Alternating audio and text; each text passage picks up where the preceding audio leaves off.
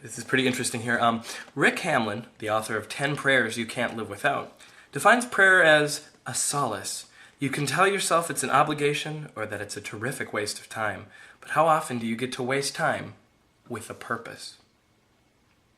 What? Let's talk about prayer, something that I think is incredibly silly and trivial. Now, thinking back to when I was in Catholic school, because I went to Catholic school as a little kid. I was raised Catholic, but I've recovered since then, thankfully. And what I was told, or what I remember, is that God has a plan for everyone. For you, for me, and even though he sometimes works in mysterious ways, he has a plan laid out for the entire universe. So, why do we have prayer then? Think about it this way. If you had a son who was terminally ill, a young kid, maybe 5 or 6, and he's in the hospital every day suffering from cancer or leukemia or what have you, and you ask God, please save my son. Now, keep in mind that God does have a plan. What if the plan is that it's time for your son to die? That was God's plan all along. He gave you a son for a couple years, but then decided, nope, that's it. Sorry, taking him home. Praying would kind of be a little deviant in that regard then. I mean, obviously, you don't know God's plan, but that would go against everything that he's taken the time to lay out. And I think he'd probably be a little pissed that you, in your greedy ways, have decided to go against his plan. Sure, I know, you love your son, but what would God have to say about that? He'd probably kill your kid just for kicks. Now, the other token is, what if God has the plan to help your son recover fully? Gets out of the hospital the next day, fully healed, somehow, by a miraculous landslide, is cured of everything.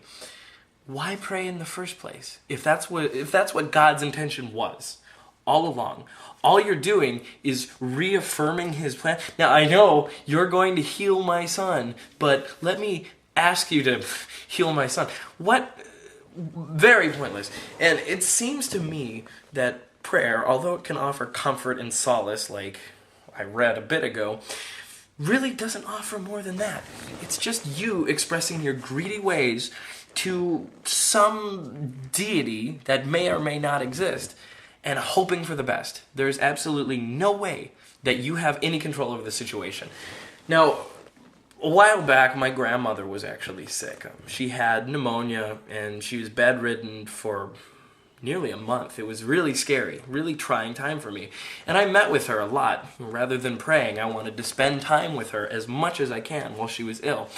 And the one thing that I do remember her telling me is that she didn't want people to pray for her. She said, and I will always remember these words, I don't want people to pray for me because if it's my time to go, it's my time to go. I don't want anybody on earth to feel like they have power over whether or not I live. And if God has anything to say about that, well, let him.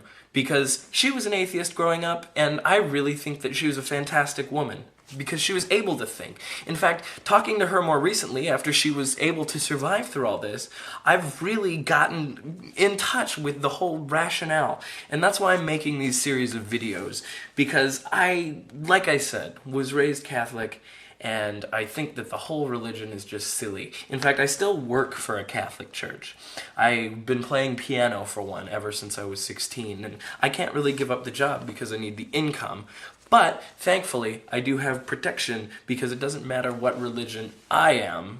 They cannot fire me based on the discrimination that I do not believe in God or their God or anything. So, really, I feel like this channel is going to be a way for me to cope with that sort of split rationale. I have a whole bunch of people around me who 100% believe in God and constantly want to preach his good words and constantly ask me to pray for them and for people that they know.